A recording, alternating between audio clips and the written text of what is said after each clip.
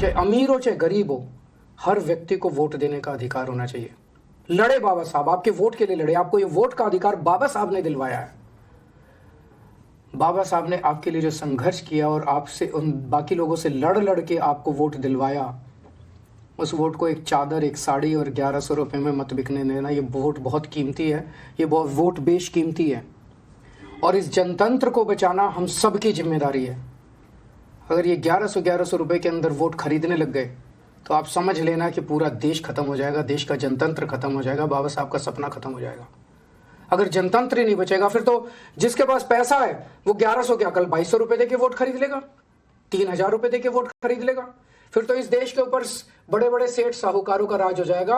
आपके बच्चों के भविष्य के लिए आपके कोई स्कूल नहीं बनाएगा, आपके लिए कोई अस्पताल नहीं बनाएगा, आपके लिए कोई सड़कें नहीं बनाएगा, आपके लिए कोई कुछ नहीं बनाएगा आपके लिए। अगर आपने अपने वोट को बेचना चालू कर दिया तो इस देश के ऊपर लुटेरों का राज हो जाएगा। इन्होंने भी कम नहीं लूटा जो आज देश को। एक चीज ध्यान रखना, जिसको मर्जी वोट दे दो, लेकिन जो आपके वोट खरीदने की कोशिश कर रहा है उसको वोट कतई मत देना।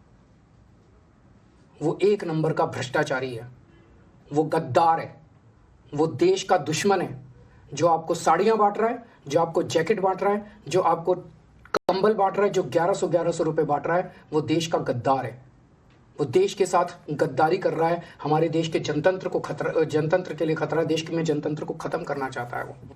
आप किसी को वोट दे दो, आपकी मर्जी।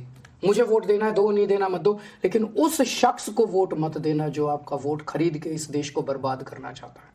सामान ले लो सारा उससे, पैसा ले लो सारा उससे, सामान ले लो, जो दे रहा है सब ले लो, लेकिन कतई ये कसम खाना कि वोट उसको कभी कतई मत देना। मुझे पता चला कि जब आप में से कुछ लोग उन लोगों के घर पैसे लेने गए तो उन्होंने कसम खिलाई, आपको बच्चों की कसम खिलाई, किसी को भगवान की कसम खिलाई, अलग अलग कसम खिलाई।